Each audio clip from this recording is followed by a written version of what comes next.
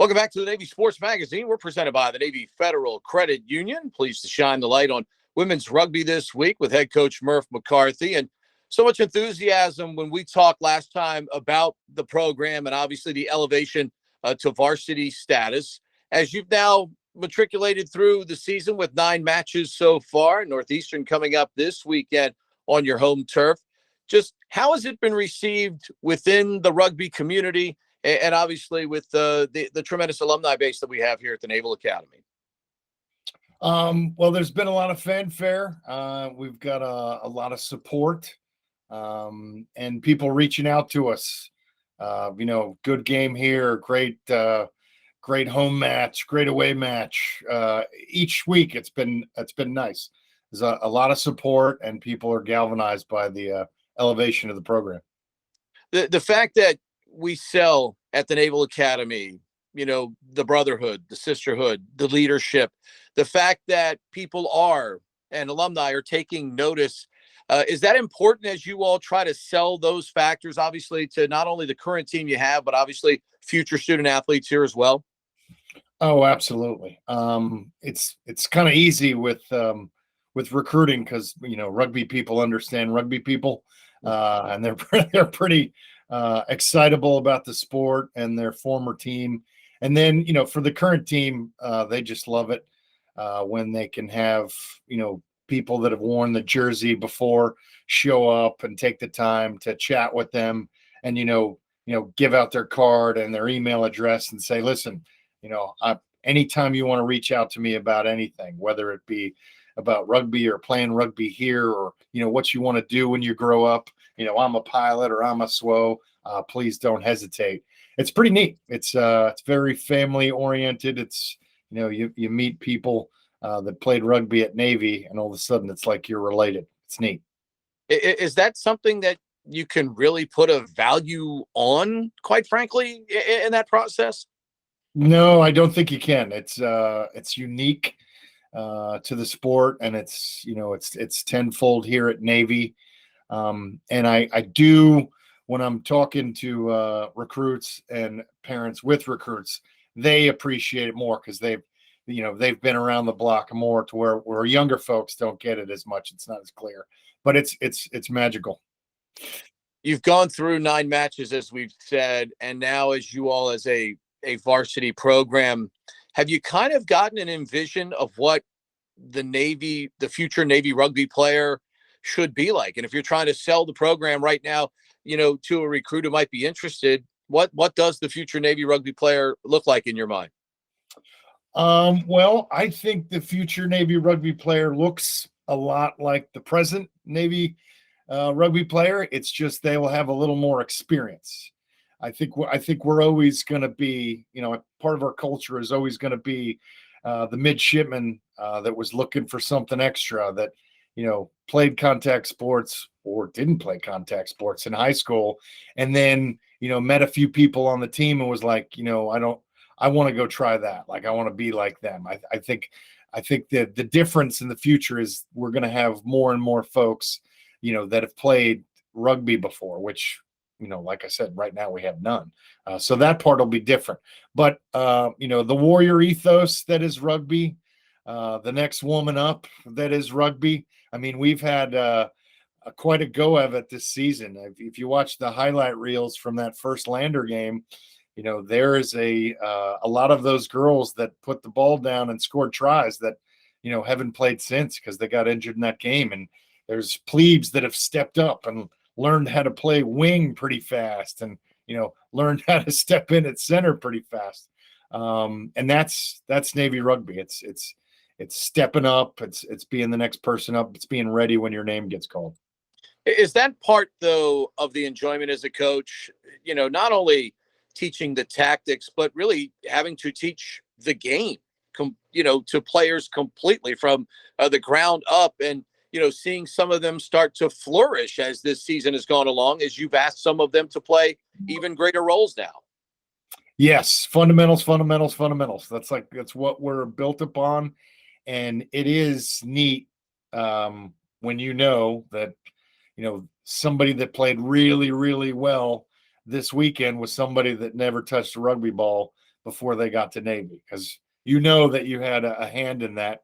And on the other hand, they didn't have any bad habits when they got here, so that helps too. But yeah, it's, that's what we do, is the fundamentals. We're good at the little things. And it is nice to see over the course. And I say this all the time, that when we have our B-side matches or JV matches, those are as much fun to watch, if not more so sometimes, because that's where you see, the light bulb going off.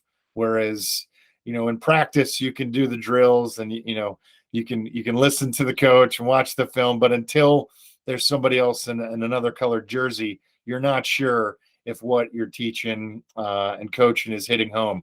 But in those B-side matches, when you see it, it's awesome. About that, somebody like, Marissa has obviously stepped up for you, seems to be showing leadership from a playing standpoint. What has allowed her to be so successful, and who are some of the other players that you've seen come on right now that are leading to your team's success right now? Marissa's a special case. Normal humans don't pick up rugby that quickly, but she has. She has taken her lumps. She had a couple games last year where it was like, all right, she's the best athlete and she's the most available, and she learned a lot of lessons in those couple games last year. And now, you can tell that, she's earned her keep and she's learned those lessons. And, if she's got the ball in her hand and she's got a little bit of space, I don't know if you're going to catch her. And if you do catch her, I don't know if you're going to be happy about it, because she's going to take it to you. But we've on the wings, Megan Lights has played very well out on the wing, and so has Kendall Weingard. And, they never touched a rugby ball, and they got to see some action very early in the goings as well. Sage McCullum never played rugby. Very good wrestler, by the way. Wow. Yeah, we put her at center almost right out of the gates. Second game, said, hey, welcome to Navy, your first rugby match. Oh, by the way, it's an A-side match. Go get some. And they've kind of eaten it up. They've been learning on the go, paying attention in practice, getting good reps, asking good questions. So it's been fun to watch. Yeah, I was going to say too, just from watching the highlight reels, I don't think at any point you would question Marissa or Sage's toughness in any way, shape, or form, because when you're a rugby player and a wrestler, you're someone that consumes contact and are looking for that physicality, which I think is a perfect mindset for a rugby player. A couple of matches left, obviously Northeastern on the home turf this week, and then the opportunity to play in the CRSAAs coming up on December the 3rd. Key things that you're expecting now over the next couple of weeks here as you all finish out what has been a terrific first fall campaign? Well, the season's has been, putting it all together. Hoping we were going to get invited to the playoffs because we're not in a conference. But we played a tough enough schedule and performed well enough that we did get invited for a play-in game. And each week has been, kind of putting different puzzle pieces here and different puzzle pieces there, and seeing what we got as far as, in the attack and how well we can defend with those certain players in there. And it has all been, to get ready for, last Friday at Air Force, this Saturday at our place, and with any luck on the 3rd in Charlotte. So it's been kind of, the preseason to get ready for the postseason because of the kind of ride we've had with injuries. But everything's kind of fallen into place nicely. I really like the way the girls are defending. I think the captains are doing a great job of bringing this group along. And, we got a tough opponent, an undefeated one, yet another undefeated opponent coming in here this week. And I was watching film all day yesterday, and they're bigger than us. And there's a couple of them that are faster than us. So it's just kind of like carving out the week of practice, what we want to focus on. And then, at 1500 on Saturday, taking it to them.